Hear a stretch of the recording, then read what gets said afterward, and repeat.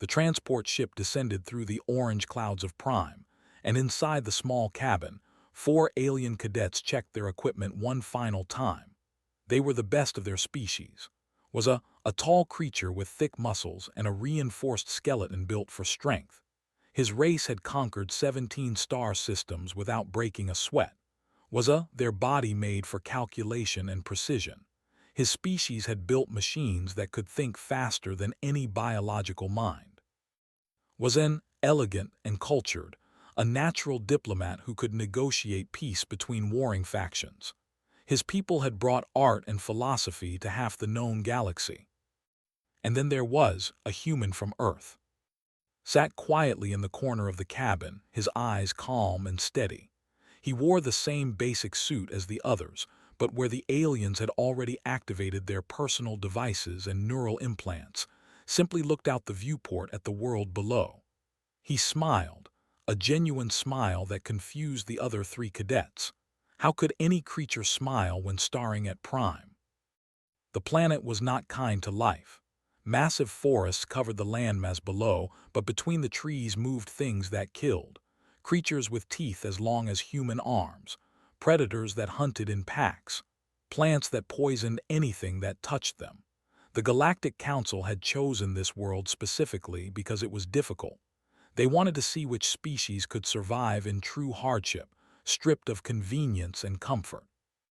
Spoke first, his voice deep and rumbling like earth shaking. This world is a joke. My people have walked through worse terrain while children. The gravity alone would crush most species. We will be bored by this challenge. Turned from his data screen, his 3 eyes blinking in sequence. The Council has provided optimal data on the planet's ecosystem. I have already calculated 17 viable survival strategies. Humans tend to require shelter within 2 hours of exposure. Should be able to last perhaps 1 day without injury. Did not look up from the diplomatic protocols he was reviewing. He spoke as if discussing the weather, not a survival trial that would kill most species within hours. I suppose the Council wishes to compare our species in their natural form. How interesting that humans are being included at all. Your kind seems so fragile. Turned from the window.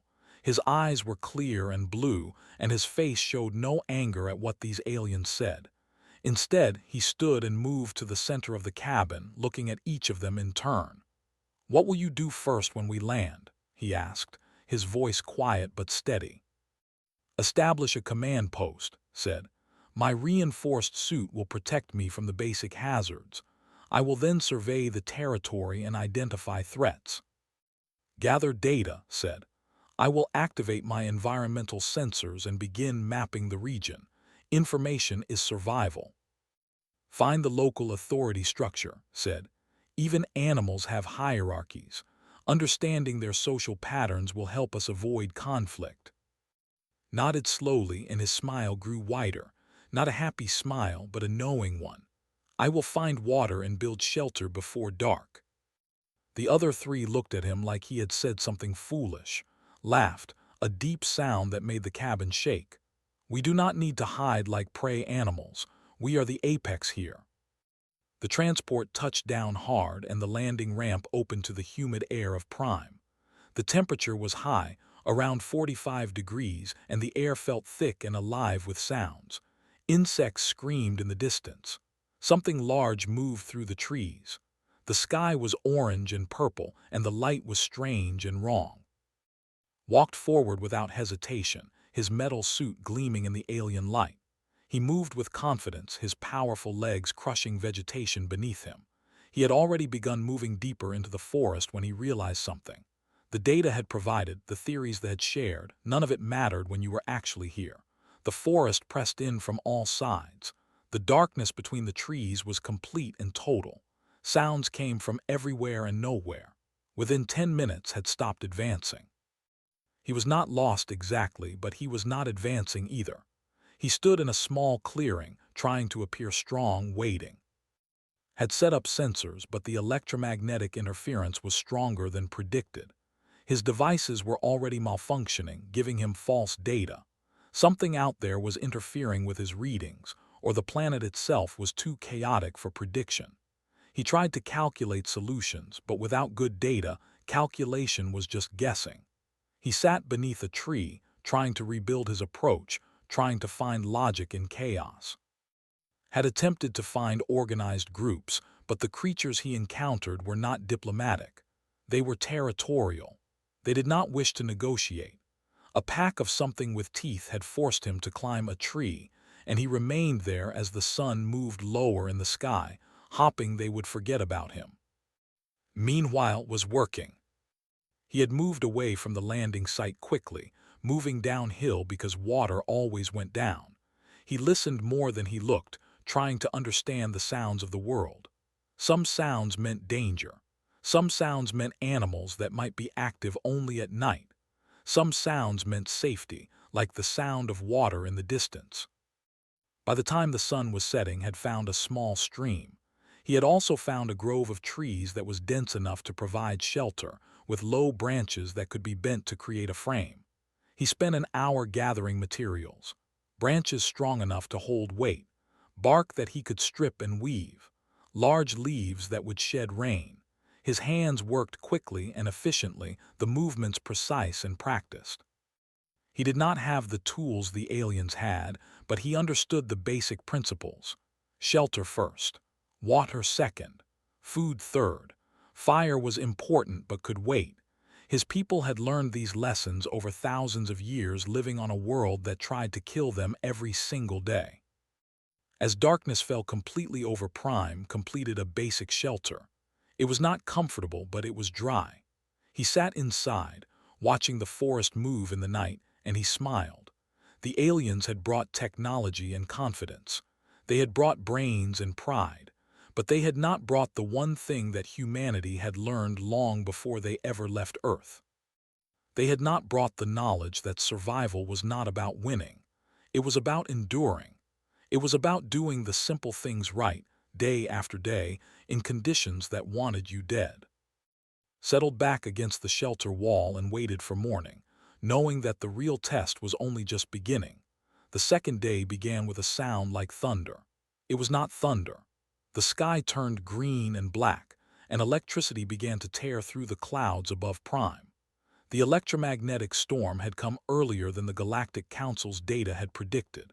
It came with fury and power, and it struck everything connected to advanced technology like a hammer of pure energy. Suit died first.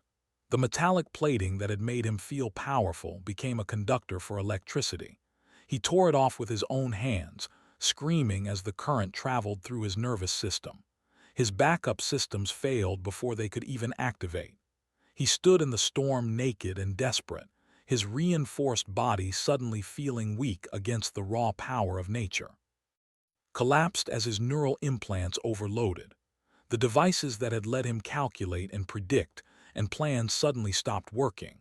Worse than that, they burned him from the inside as the electricity fried the circuits directly connected to his brain.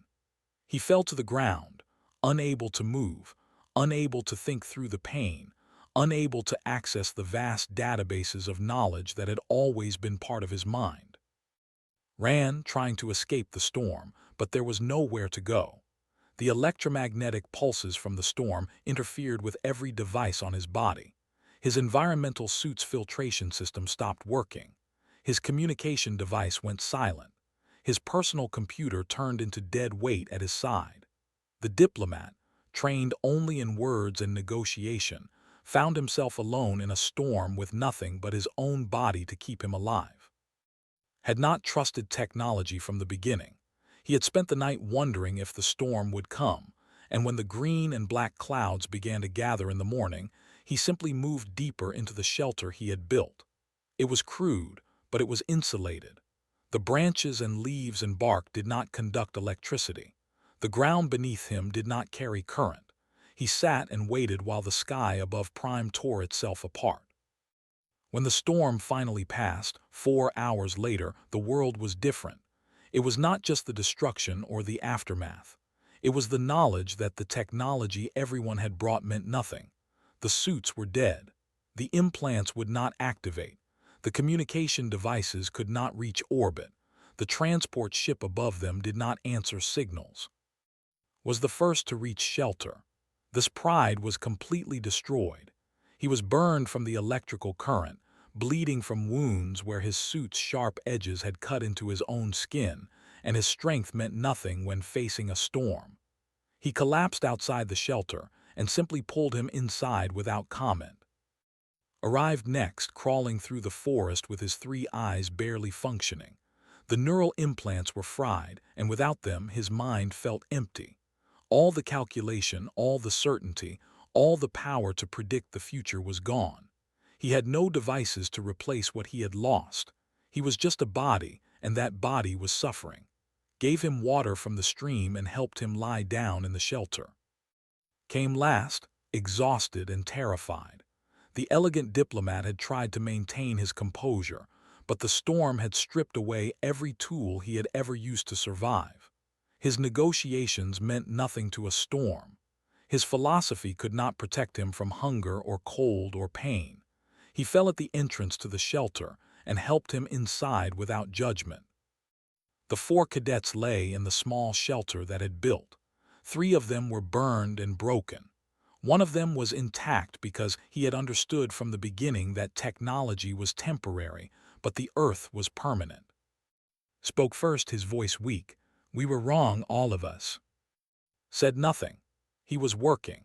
He took the pieces of fabric torn from his own suit and began to bind the worst of the burns. The water from the stream he used to clean the wounds. His hands moved with knowledge that came from deep human history, from thousands of years of caring for injuries without medicine, without technology, without anything but understanding and patience. "What do we do now?" asked, his voice empty and lost without the constant input of his devices. "We survive," said simply. "We eat, we rest, we move forward." "But how?" asked. "We have no technology, we have no training for this world." Looked at them, and his expression was neither cruel nor kind. It was honest. "You will learn from me. You will do what I tell you. You will understand that survival is not about being strong or smart or diplomatic. It is about being willing to accept that you were wrong and then learning what is right." Over the next days, taught them. He showed them how to find water that was safe to drink by following the behavior of animals. He showed them how to identify plants that were poisonous and plants that were safe to eat. He taught them to move quietly through the forest, to understand the territory, to respect the creatures that lived there rather than trying to dominate them. Stripped of his strength, learned that patience was stronger than muscles. He learned to set traps not through power, but through understanding how animals moved and what they wanted. He learned to build and create rather than simply take what he wanted. Without his devices, discovered that observation was its own form of calculation. He learned to watch the patterns in nature, to predict weather and animal movement through simple attention rather than complicated algorithms. He learned that knowing one thing deeply was sometimes better than knowing many things superficially. Learned that truth was stronger than negotiation. He learned to communicate by listening rather than speaking, to understand what others needed rather than trying to convince them. He learned that helping others was a form of connection that no words could match. The burned skin began to heal. The wounds closed. The fear began to fade. The alien cadets began to move with purpose again, but now that purpose came from understanding the world rather than trying to change it. One evening, watched prepare a meal from gathered plants and hunted animals, and he asked a question. "How did you know? How did you know the storm would come? How did you know that technology would fail?" Smiled his knowing smile. "I did not know the storm would come, but I knew that on Earth storms always come eventually. I knew that on Earth, the things that fail are the things you trust too much. I built shelter that did not need electricity. I found food that came from the earth, not from machines. I did this not because I am smart, but because I come from a world that taught my people these lessons across millions of years." He looked at each of them. "You come from worlds that gave you everything. My world takes things away and makes you earn what you need. This is not an advantage I have. It is just the way my people learn to live. The storm had broken their pride. The shelter had rebuilt their hope. And in the darkness of Prime, 4 cadets who had arrived believing themselves superior were learning the most important lesson of all, that survival required more than intelligence or strength or diplomacy. It required humility. 10 days into the trial, the group was moving through the forest toward the observation station when they first heard the sound. It was not like anything they had heard before. It was not a roar or a cry or the normal sounds of Prime. It was the sound of something massive moving through trees, crushing vegetation beneath weight that seemed impossible for a living thing to carry. Stopped immediately and raised his hand. The alien stopped too, their recent lessons having taught them to trust his instincts more than their own reasoning. They waited in silence while the sound grew closer. They emerged through the trees like a nightmare made physical. It was at least 12 meters long, with a body covered in thick armor plates that overlapped like the scales of something ancient. Its head was built for power, with a jaw that could crush stone. Its eyes were small and black, set high on its skull, giving it a limited field of vision directly ahead. Its front legs were shorter than its back legs, making it built for explosive forward movement rather than maneuverability. Began to calculate immediately, trying to understand the physics of the creature. Tensed, his powerful body instinctively preparing for a fight, stepped back looking for a way to escape. However, simply watched. They had not seen them yet. It was following something else, some scent or sound that drew it deeper into the forest. It passed within 30 meters of their position, so close they could hear the sound of its breathing, so massive that the ground seemed to shake with each step. "We need to climb," said immediately. "It cannot reach us if we are in the trees." "The trees are not high enough," said, keeping his voice low. "And if it decides we are a threat, it will knock the trees down." "We should hide," said. "There is a cave system 2 kilometers to the north. We could reach it in 40 minutes." "By the time we reach it, the creature will have heard us running," said. "It hunts by listening as much as by sight. Sound is how it knows things are present." They stood in tension, watching the massive predator move away from them. For a moment, it seemed like it would leave them alone. Then the wind shifted. This head came up. Its small black eyes turned toward them. For a long moment, nothing happened. Then the creature's muscle bunched and it charged. The creatures of Earth had taught humans many things over millions of years. Humans had faced predators in open grasslands where running meant death. Humans had faced hunters in forests where hiding meant starvation. Humans had learned that sometimes the only response to danger was to face it with cunning rather than strength. Moved immediately, not away from but toward a rocky rise in the terrain. He shouted at the others to follow, and they did, their trust in him now deeper than their fear of the creature. The charged, its massive front legs eating the distance between them in huge strides. Grabbed fallen branches from the ground and thrust them into crevices in the rocks, creating obstacles. It was not much, but it forced the to adjust its path slightly. The creature was fast for its size, but it was built for power, not precision. Each adjustment it made cost it momentum. Understood what was doing immediately. They began to throw rocks, not at the creature's body but at its feet, forcing it to navigate terrain rather than simply charging through. Using the observation skills he had learned, began to call out warnings about obstacles the creature could not see well, keeping it disoriented. The diplomat did something unexpected. He began to make noise, to create sounds that distracted the creature, pulling its attention in different directions. The creature's hunting instincts were driving it forward, but the sensory overload was confusing it. Led them up the rocky slope, moving faster than should have been possible. The followed, but the rocky terrain slowed it down. Its short front legs were designed for forward momentum, not for climbing. Each step became harder as the terrain became steeper. Then they reached an outcropping of rock that overlooked a ravine. Stopped, and the others stopped with him.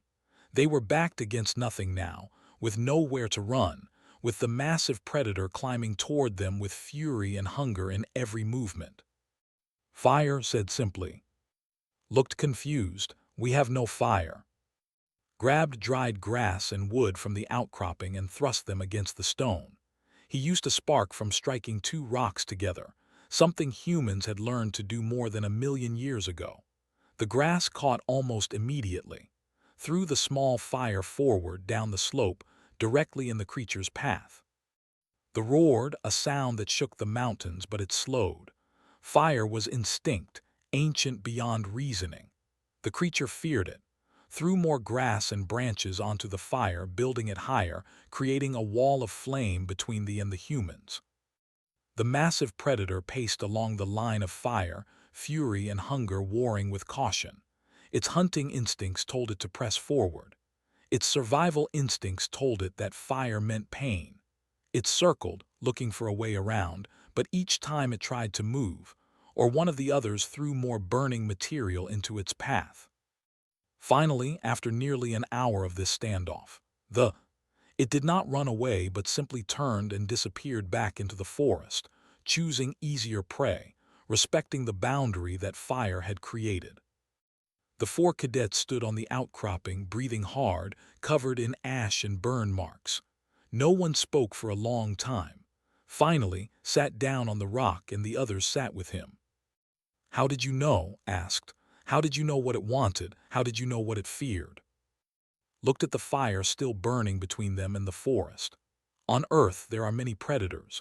Some hunt by strength some hunt by speed, some hunt by patience.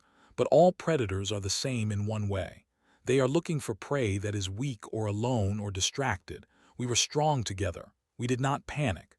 We did not run like prey. We faced it with something the creature did not understand.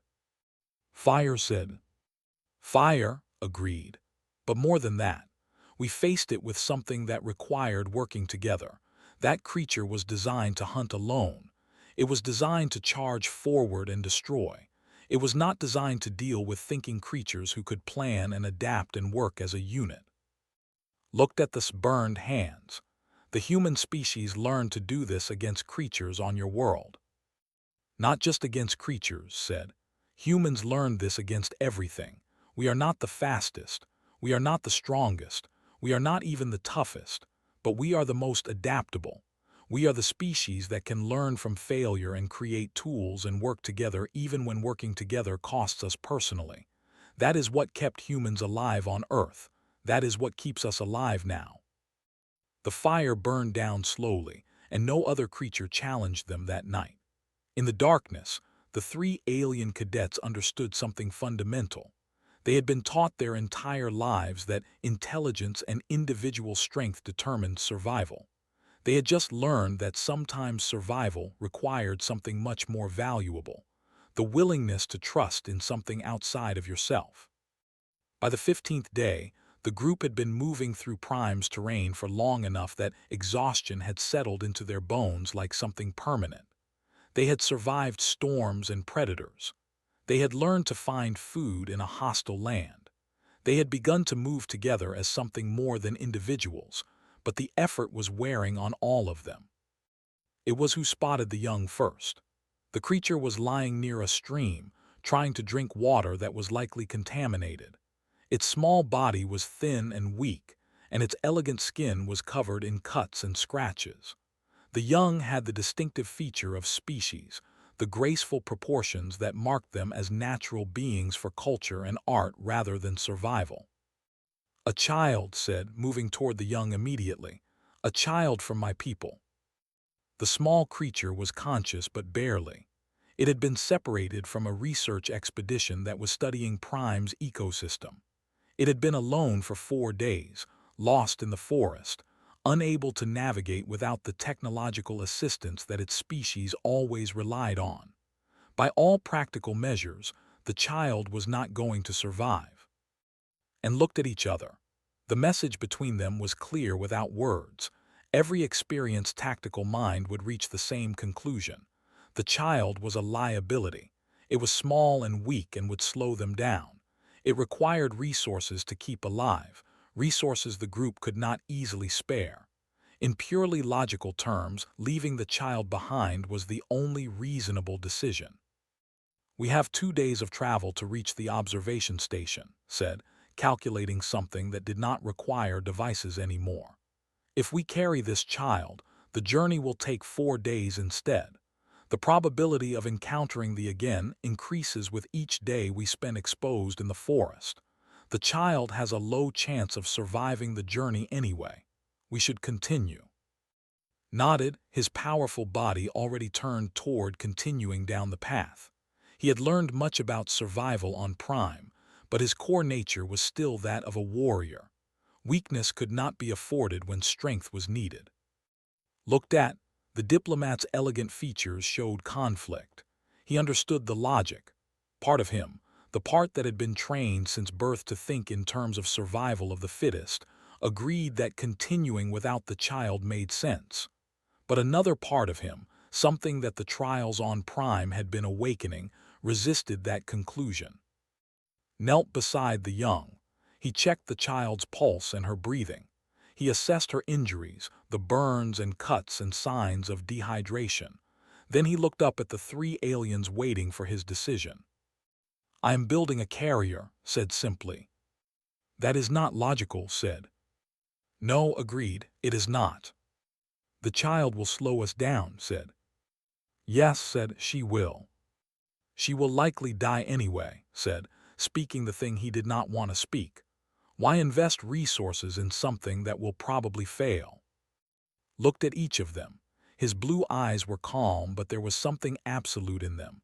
Because she is a child, because she is alive, because choosing not to help means choosing to let her die when we could have saved her. On Earth, we have a word for that choice. We call it evil. "That is not a practical word," said. "No," agreed, "but it is true." Began to work. He stripped bark from the trees and wove it into a carrier. He used his own resources, his own supplies, his own strength. He created something that would allow a small creature to be carried safely while he moved through the forest. The work took hours, hours that would come out of their travel time, hours that increased the risk to all of them. Watched work and something broke open inside him. The training of his species, the logic of survival, the calculation of probabilities, all of it suddenly seemed like the wrong way to measure what mattered. He began to help, using his elegant fingers to weave the bark more delicately, creating something not just functional but careful. And diplomat, maker of treaties and negotiator of peace, was caring for a child not because it was smart, but because it was right. Sat and watched for a long time. The warrior had been taught that strength was everything, that power determined value, that the weak deserved their fate because they could not overcome it. But he had spent 15 days learning that strength without wisdom was just violence, and that some things required gentleness even from creatures built for war. He stood and began to gather extra food from his stores, food he had been rationing carefully.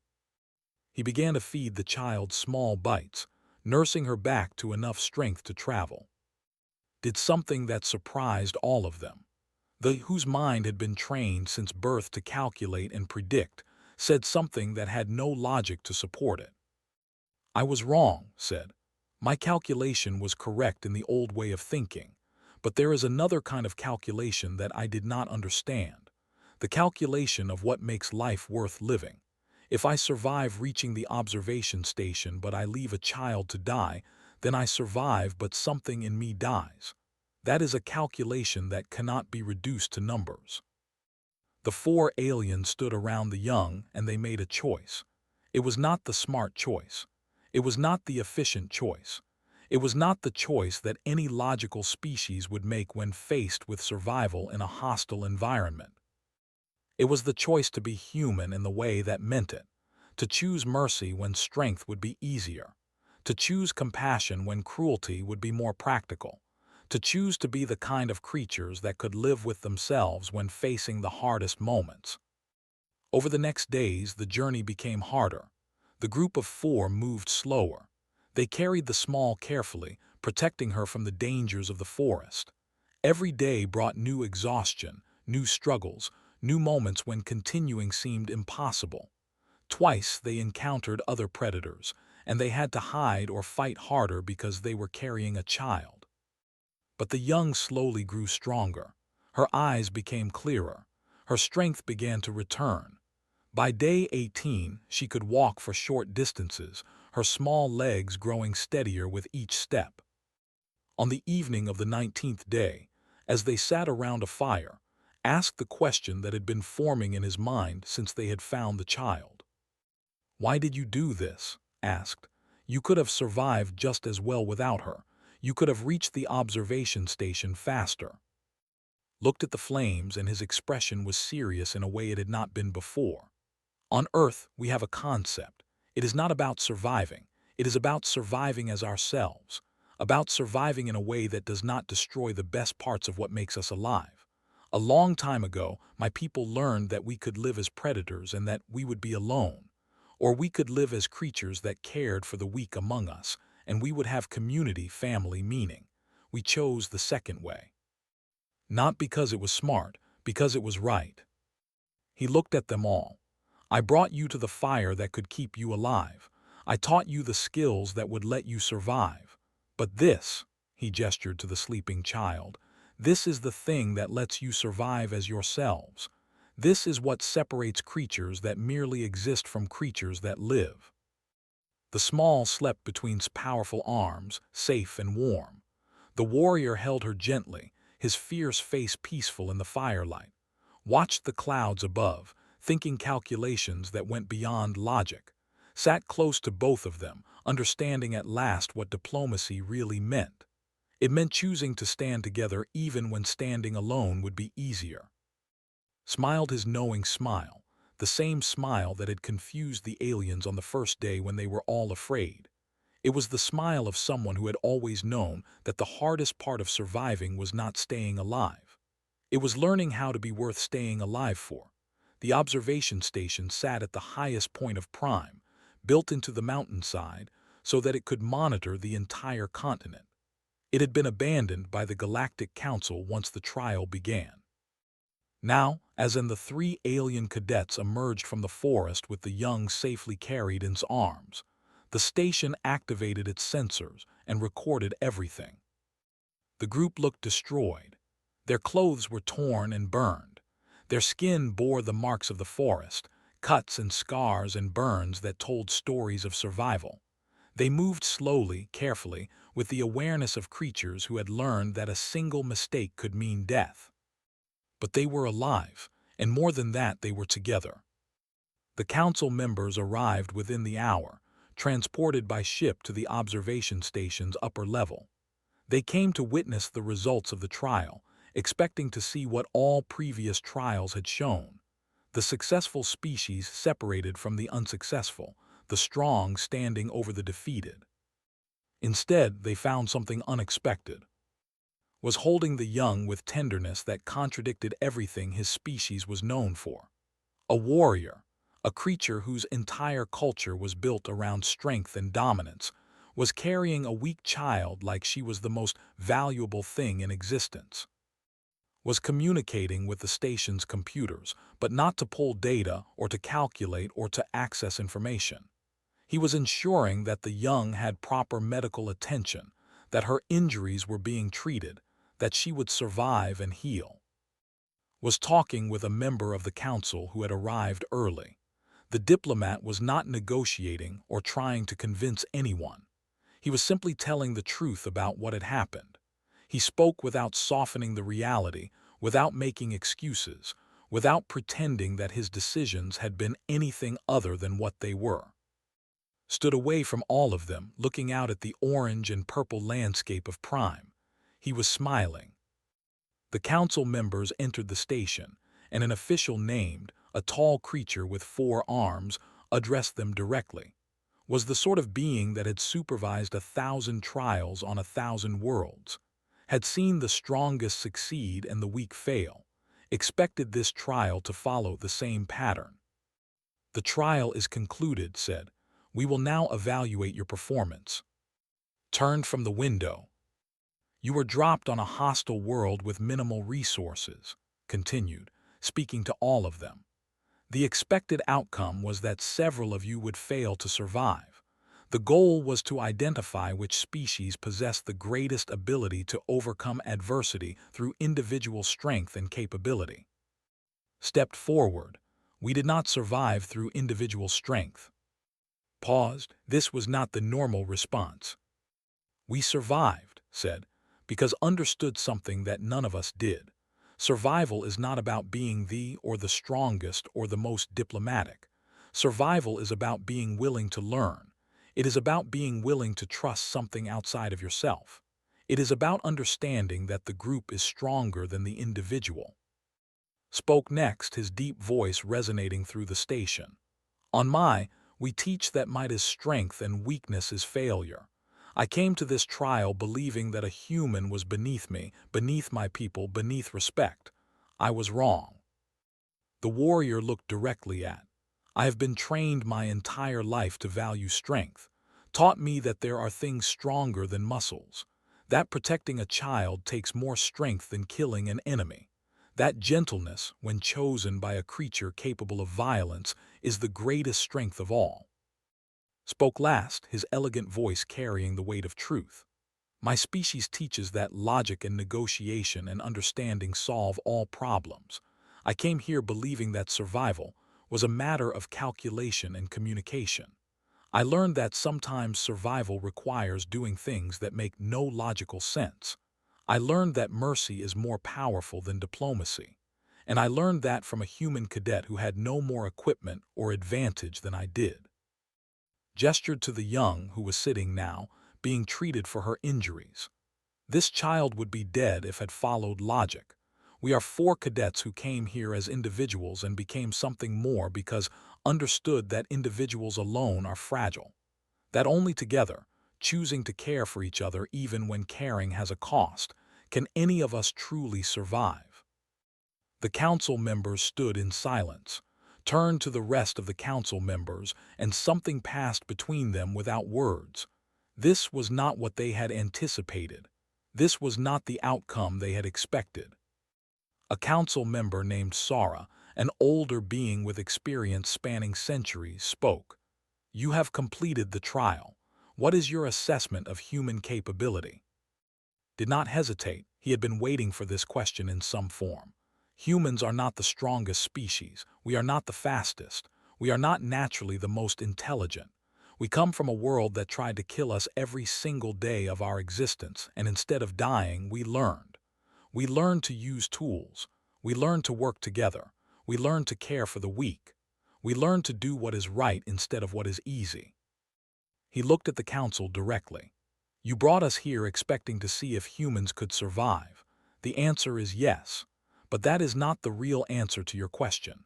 The real answer is that humans survive not to dominate others, but to protect them.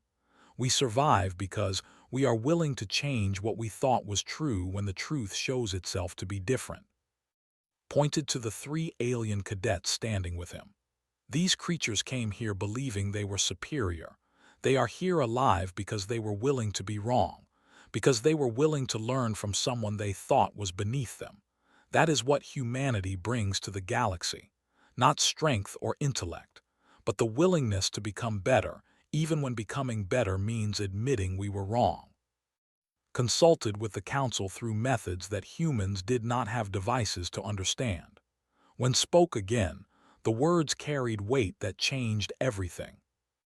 The trial is concluded. All cadets have survived, which has never happened on Prime before. More significantly, all cadets have achieved a level of cooperation and mutual trust that exceeds anything we have observed in previous trials. This indicates capability in areas we had not properly evaluated. Paused, and all the council members turned their attention to. The Galactic Council has determined that the human species demonstrates capabilities that warrant consideration for full membership and representation.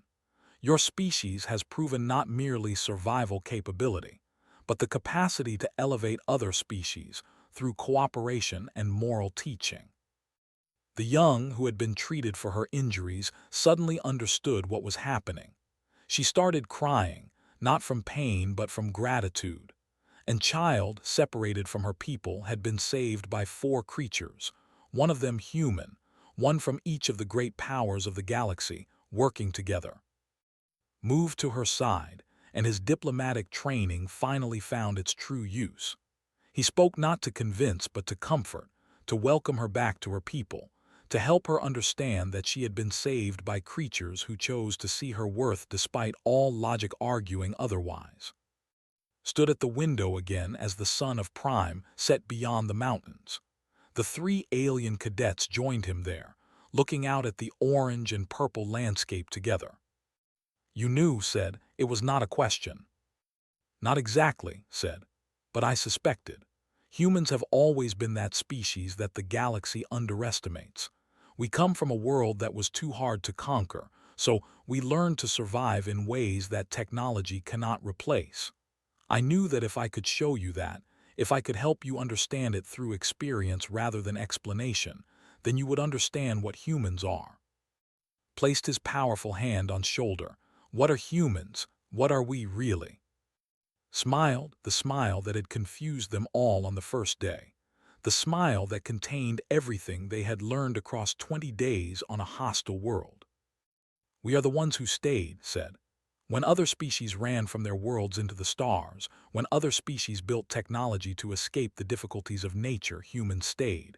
We stayed on Earth when it was trying to kill us. We learned to survive without running away. That is what makes us human, not strength or intelligence.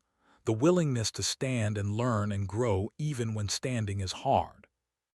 The sun touched the horizon, and the sky turned colors that had no names in any language. 4 cadets stood together, watching the day end on a world that had tried to destroy them, and they understood something that no amount of technology could have taught them. They understood that strength was not about winning. It was about choosing what was right even when choosing it cost them.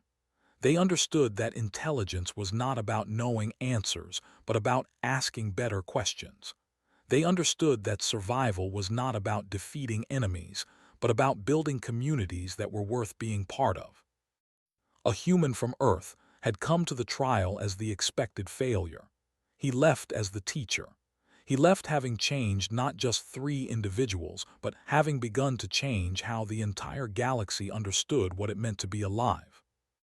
In the darkness of Prime, in a world that had demanded everything from them, 4 creatures from 4 different species stood together as something greater than any of them could have been alone.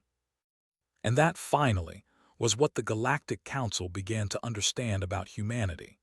It was not about being the strongest it was about being willing to become stronger and smarter by learning from each other, and being willing to do it even when doing so required admitting that everything you thought was true was wrong. It was about choosing, again and again, to be better than you were before. And that was the truth that would change the galaxy forever.